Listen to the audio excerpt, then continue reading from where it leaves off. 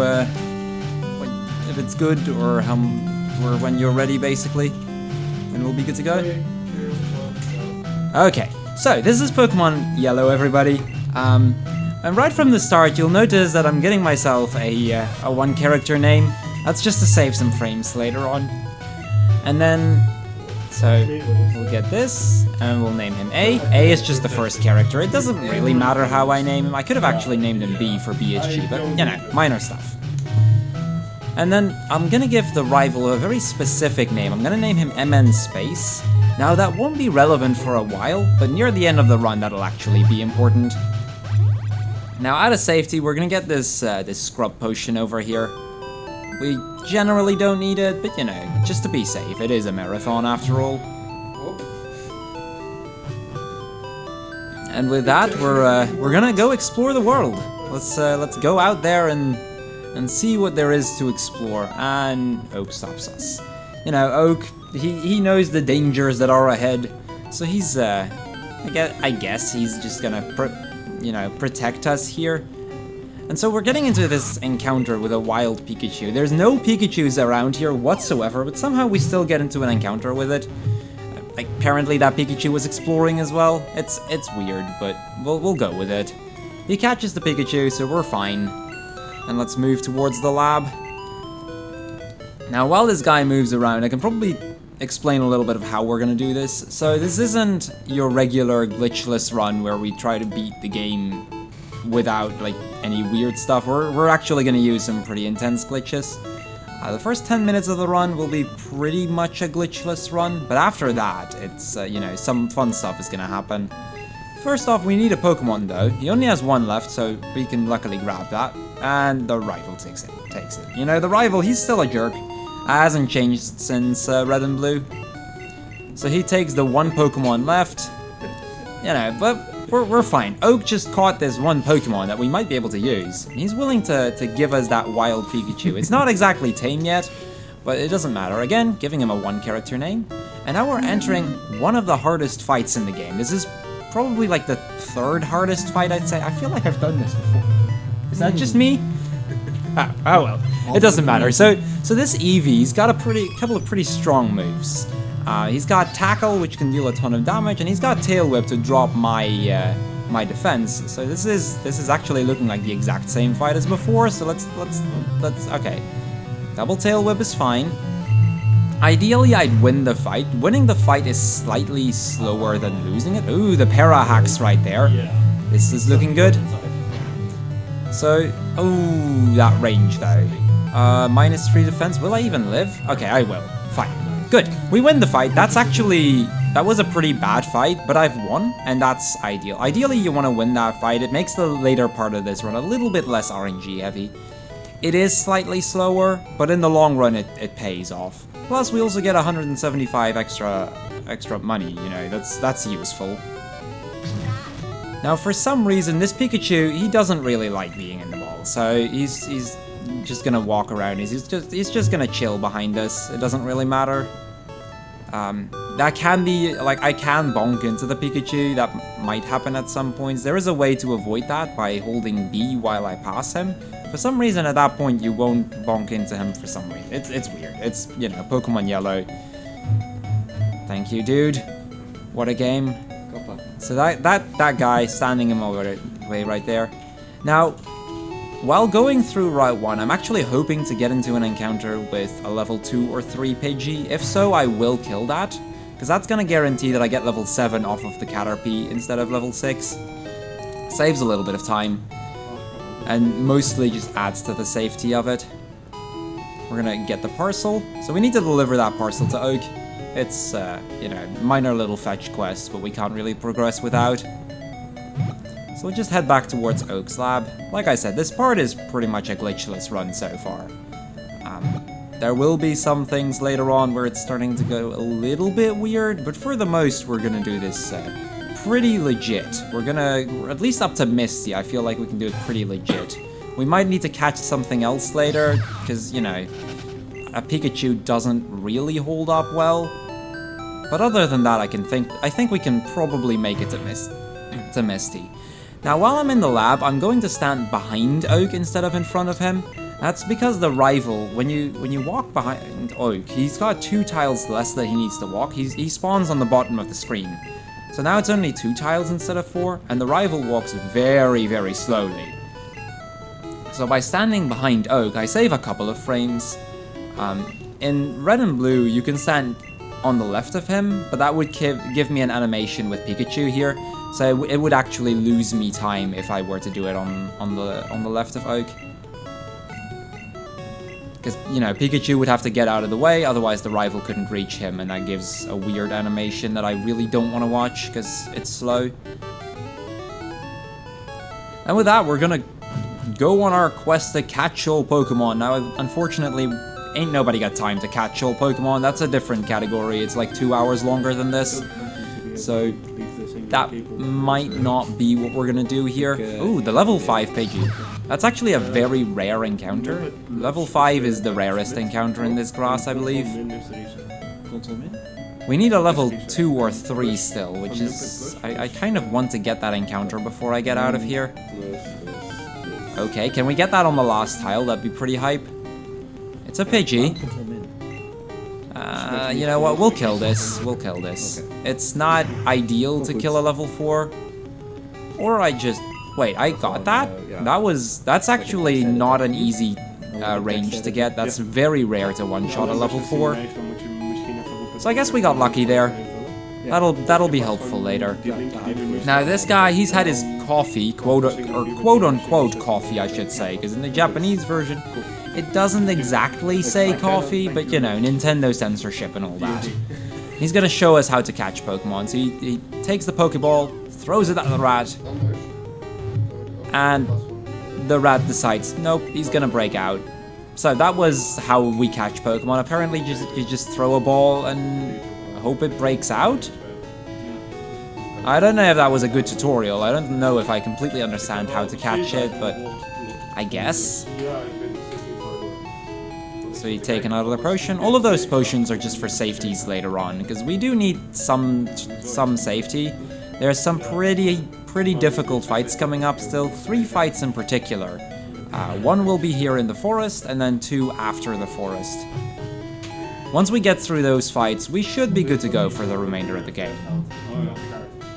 Now, an interesting thing about the forest, in red and blue, I could take a very specific path, and I could only get encounters on a couple of tiles. They fixed this in yellow, so in yellow, instead of going to walk a specific path, I just try to avoid as much grass as I can. Because I am still also a blue runner, I tend to still take the path which is like more efficient normally, even though it doesn't do a thing here. Nice 3-step in the forest. So yeah, you'll see that the yellow forest is a pain. There's just no other way to say it. Yellow forest is disgusting, especially compared to red and blue. So we'll just make our way to this trainer over here. I'm actually going to save in front of that trainer, because he can be a little dangerous. Generally, we should be fine on him. He's got a couple powerful moves, but generally he doesn't do a lot. Plus, we can take the center once we're done with him. But just because this is a marathon, I will play it safe, because if I were to lose the fight and were to get sent back to the Pokemon Center, that would lose me a lot of time. So it's safer for me to just save in front of him.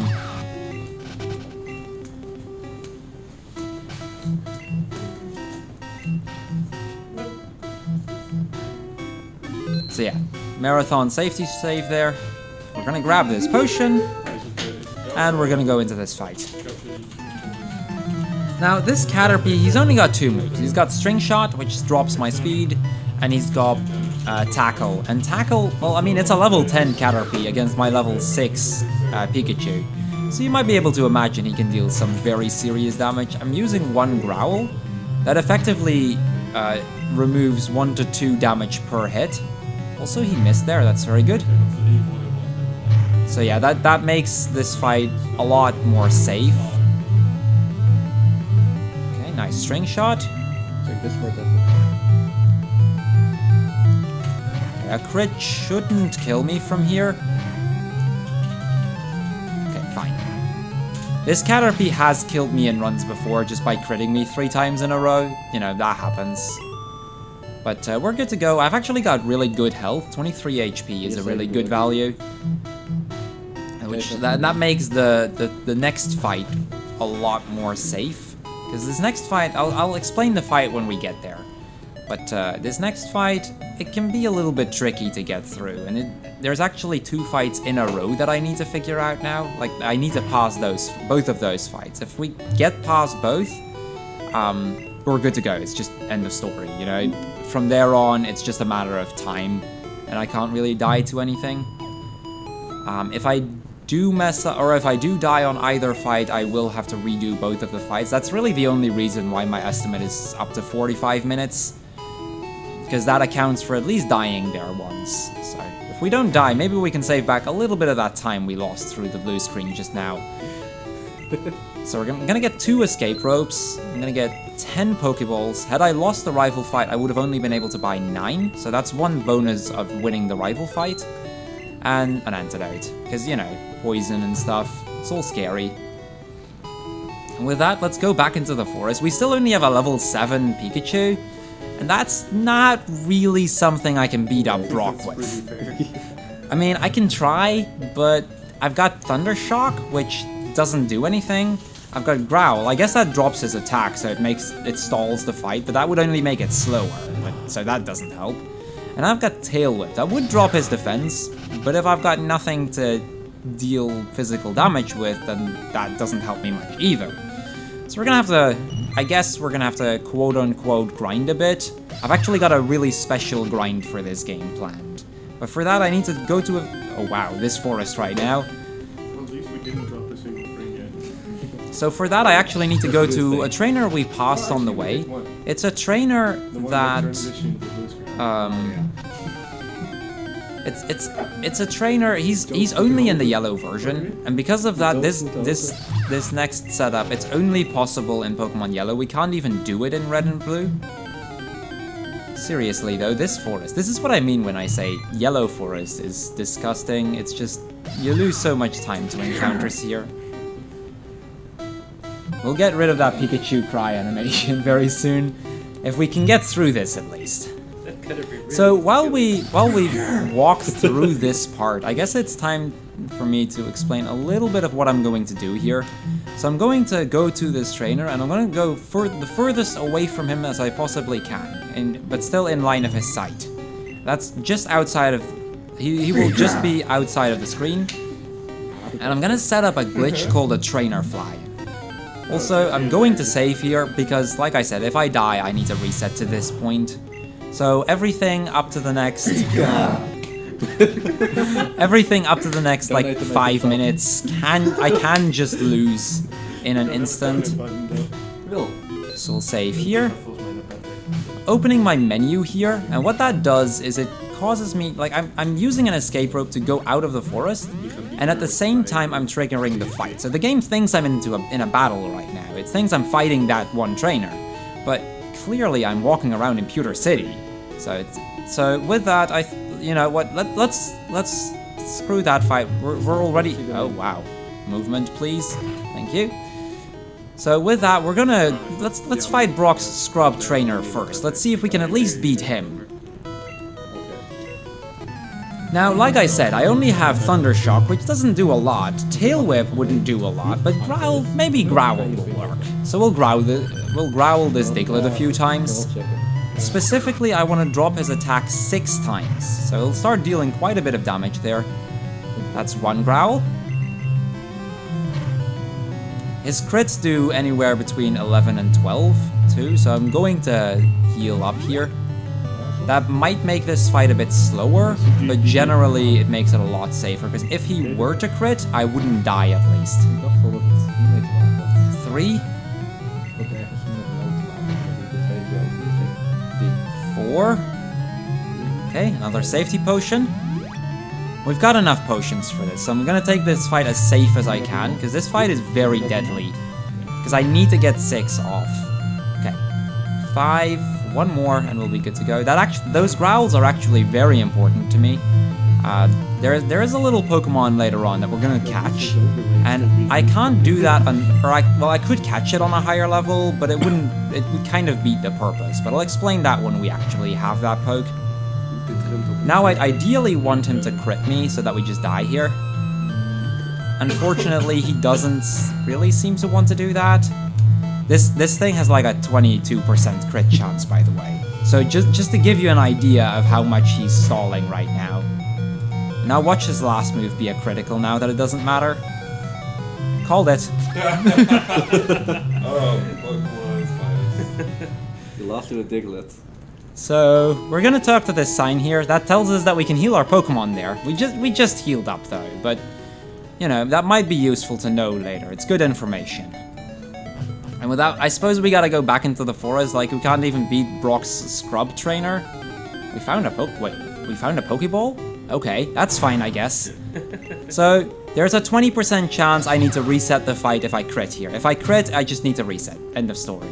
We don't crit, so we're probably good to go. All I need now is to have this get into the ball. It's about 15% per ball, and I've got 11 chances. So, statistically, the odds of getting it are fairly good. You know, 15% per ball times 11 chances. And there we go, second ball, really nice. With that, actually, the hardest part of the run is over, and I think I'm only like 15 seconds behind PB even.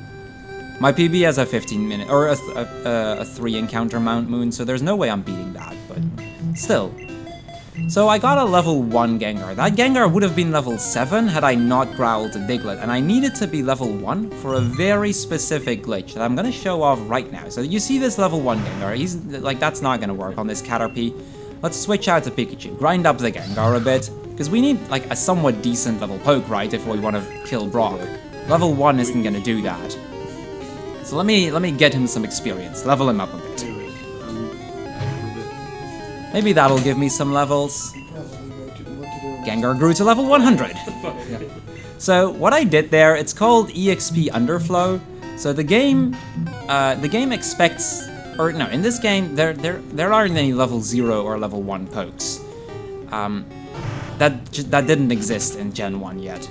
So by getting a level 1 Pokemon with a right stat or with the right EXP curve, there's only a couple pokes that work on, but Gengar just happens to be one.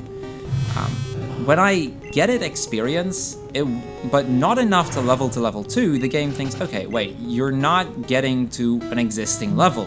Therefore, you must be level 100, because that level exists, and at that point, experience doesn't matter anymore.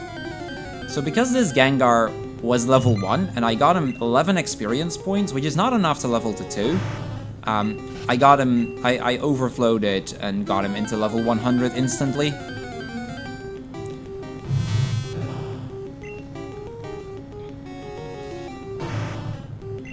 And I mean, with a level 100 poke, at least we've got a decent chance. So we're gonna set this up again. We won't actually be using this trainer fly for like another 15 minutes.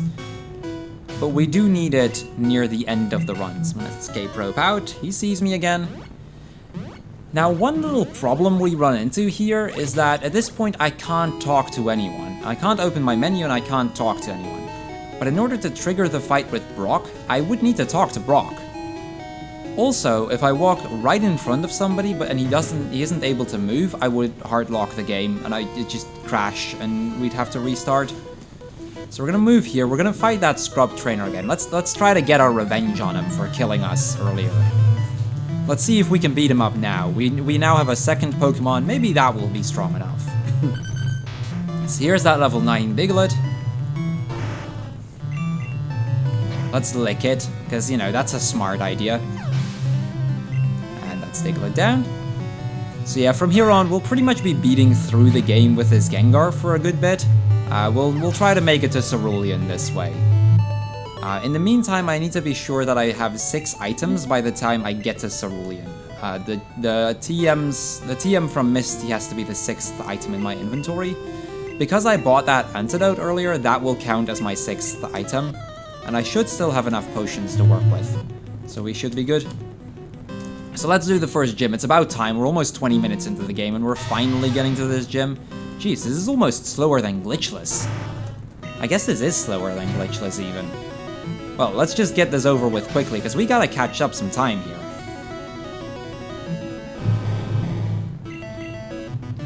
Level 12 Onyx, shouldn't be that big a deal, right? It's actually, like, he's actually level 14 in Red and Blue. They downscaled Brock a little bit, just to make that a little bit more doable, because you're supposed to start with a Pikachu. That doesn't do much to his pokes. So we get the badge and TM34, and TM34 will count as my 4th item. So I still have Pokeballs left, which is actually very important later. I've got some potions, I've got the antidote and the TM, and I'll pick up Lord Helix on the way. So with that, we're going to Route 3, we just need to beat through this route. And I guess that gives me some time to give a little bit of background on this run. So, Yellow NSC, because like the glitch, like I said, the glitches that we have in Blue don't really work as well. The missing no in particular, most of the missing no's in this game just crash the game instantly. So most of what we would do in Red and Blue would crash the game in Yellow. That doesn't really help, but I think like about 8 to 9 months ago, Shenanigans found a way to get a stable missing no. It required to get to Cerulean, you'd have to do all of Nugget Bridge, catch an Abra just before Vermilion, and then you'd be able to set up a Trainer Fly near Cerulean. Now the problem with that route was the Trainer Fly would get you into a random encounter, and that would get you into a potential missing no, but it was only a 1 in 8 to get a missing no. So 7 out of 8 runs, you'd have to reset at least once and lose a minute. Because literally every reset would lose you a minute. So that was not a great run. You could finish the game in about 50 minutes at the time. It was pretty quick. Before that, we just get this Gengar and beat through the game as if it was, you know, glitchless almost. But that was like the first run where you'd use a wrong warp to finish the game. And then not too long after that, Stump, who is another runner of this game, he found a way to do it with just catching the Gengar, and you'd set up something in Vermilion which would cause you to get underflow as well. It has to do with Pikachu's happiness. But the problem with that was it was slightly fast. It was almost as fast. But it was a lot more consistent, and you know, it would actually reasonably work, which I suppose is a good thing. But the problem was you needed specific stats on the Gengar, and from there you'd need to get specific amounts of stat experience, pretty much the IVs of this game. Or no, the EVs, I suppose, of this game. So it went from a very RNG heavy run to a very mathematical run. The reason we walk out there, by the way, is because this trainer is faster this way. It saves a little bit of time. So that route wasn't great either. It worked, but it was very hard to get into because there was a lot of technicalities involved. And not too long after, or no, I think like a month, like 3 months passed roughly, and then somebody managed to find a stable missing no around this area, and that's the route that we're going to be using today. The furthest that we need to get at this point is Cerulean, which is still like a reasonable bit into the game. But from there we can set up a stable missing node and use that to hopefully beat the game. But we'll see that by the time we get there. Didn't get an encounter there, at least. So that was an okay route 3. And with that, we're heading into Mount Moon. So I still have more than enough PP left on both Nightshade and Lick. So we can just go to Mount Moon. We don't need to take the center here. We're just gonna have Pikachu chill behind us for a good while. You know, it's cool. So Mount Moon is probably most known for the Zubats. Like, everybody that's played this game probably remembers just the sheer amount of Zubats in this game. This is the kind of dungeon where a run can lose a lot of time just by the amount of Zubats. For comparison, my PB has a 3 encounter Mount Moon, and you lose about 10 seconds per encounter. So getting less than that is highly unlikely, and it's generally what This is generally, like, catching the Gengar in this is usually what defines a good run. Because after this, there isn't a lot of RNG left anymore. This is all just time-based, though. It doesn't matter if I get more encounters, it just loses me a couple seconds.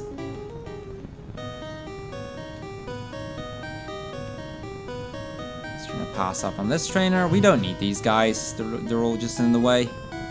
Luckily, in yellow, there isn't a lot that we need to fight. There's only 2 mandatory fights in Mount Moon, so that's the only 2 that we're going to be doing.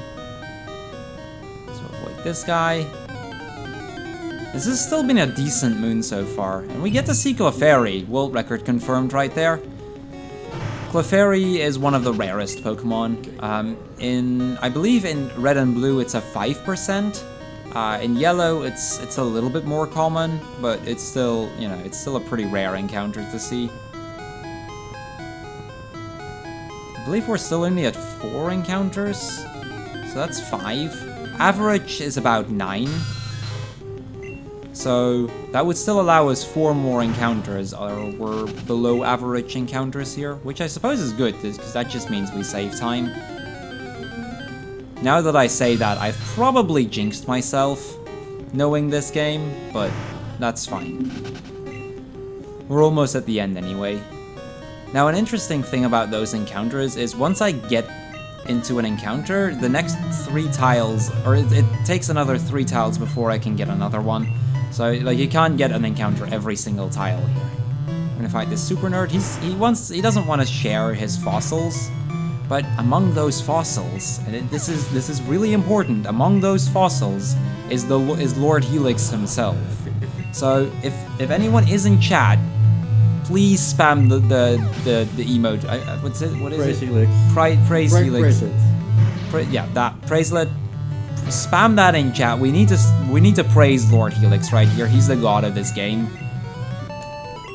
So, very important little guy. Now that we've killed the super nerd, we can actually get Lord Helix himself. Let's actually grab Helix. He can get, the dome, that's fine. We've got Lord Helix. So, we're good to go. This run is blessed by the Helix now. And with that, there is one more fight we need to do. So much like in the anime, Team Rocket is kind of all over the place, and I'm talking about the same Jesse and James we get to see in the anime. Stop right there! So here we go, There is no walking Meowth anywhere, but it's as close as it's gonna get, right? I mean, look at these guys, that's the anime right there.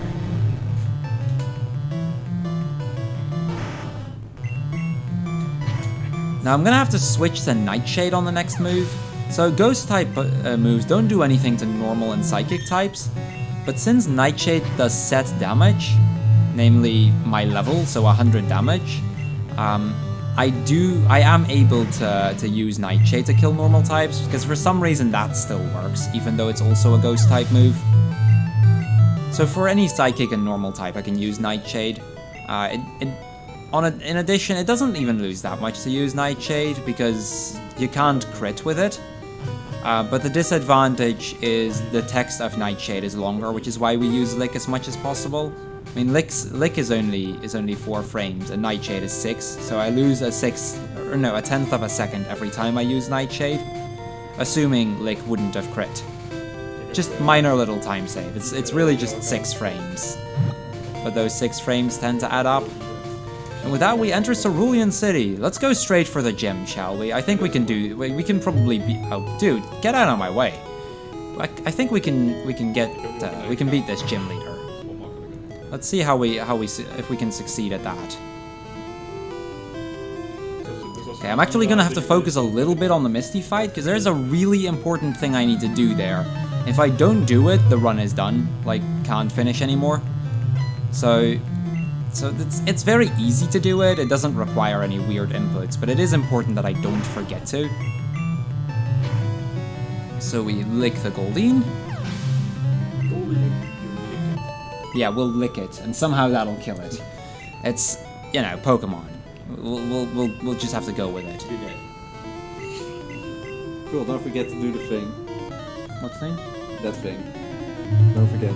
Oh, yeah. Well, we won't forget. We won't forget. It's fine. We need to do that on the Starmie to be specific. So, Boy, you're here for 1 minute. Already escalates. so we lick the Staryu. I don't really know if this is, you know, PG-13 licking Misty's Pokemon, but I guess. So I need her to kill off my Pikachu. That's that one thing that I mentioned. The Pikachu needs to die here. If I don't kill off the Pikachu, I wouldn't be able to finish the run anymore. So it's actually rather important. Now, because Staryu is part Psychic, I need to Nightshade. Lick wouldn't do anything. But this should be correct. We've got this all set up.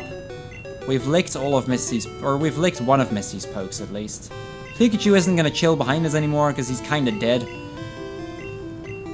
We get the ability to learn Cut, but we also get TM11, and that should be my 6th item. Now let's check. Yes, that's 6 items. Now, there is a glitch coming up in a little bit, and I'm going to warn everybody in advance. If you've got the ability to do so, in a minute, once I'm in Pewter City, drop the volume of this stream. Please do. Trust me. I am not going to be responsible for any RIP headphones or stuff. So we drop the Gengar, and with that we're blacking out, and with that we're all the way back here. Now I need to actually put my potions in 6th slot, and I'm gonna toss 1. Okay, so this is that moment. Drop the volume. Trust me. I will give you a sign when you can raise it back again, but for now, drop it.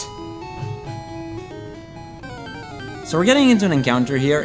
It's gonna look as if the game crashes. That's completely intentional. Trust me, this is actually completely intentional. This usually takes about 8 seconds. There we go.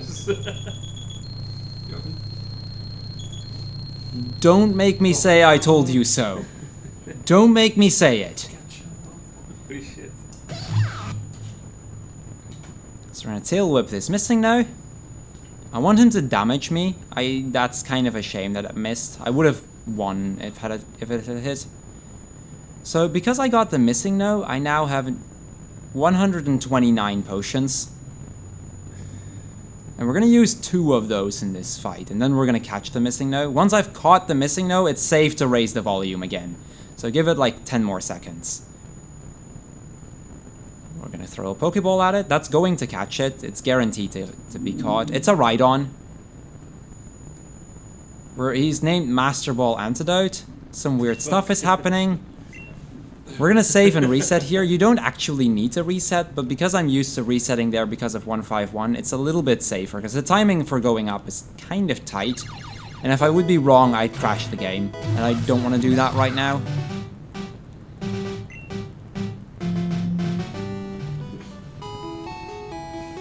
Okay, and with that, we're almost done here. We need to toss that. That's how we had Pokeball potion.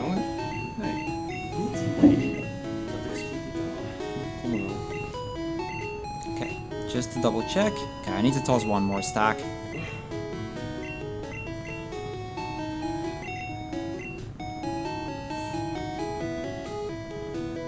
Should I sit with the timer now? Okay, while I'm going there, again, I probably didn't need to, but if I toss the wrong value, that can be bad. So it's probably best to just make a safety save for marathon safety. I need that TM. I'm gonna put that in this slot. That's badges, so I now have some badges apparently. Toss some of that. Put that in that.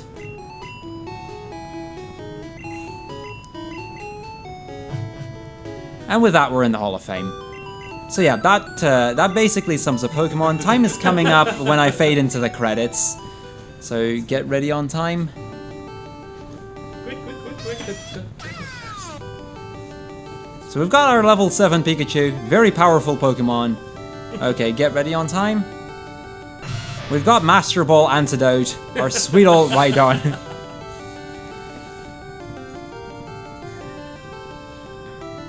"32 minutes in-game time, and he's gonna still raid our Pokedex. Time. That's not bad, that's about 2 minutes behind PB. So yeah, that was Pokemon Yellow any % NSC. Next up we have Tetrasphere. Fantastic little run to watch. Blindfolded. Blindfolded even. Ooh, so we're gonna get a blindfolded, from the sound of it, blindfolded Tetrasphere run. So that's gonna be impressive. So definitely, you'll definitely want to stick around for that. Before I go, I quickly want to thank everybody from the staff on terms of like being able to actually fix all of these issues and get a backup this quickly, and just for the fact that they had me here for this run. So We're actually going to fix it right now. yeah, so good luck on fixing the remaining issues. This was Pokemon, and yeah, I hope you guys enjoyed it, and hope to see everyone again next month, or after that, I suppose.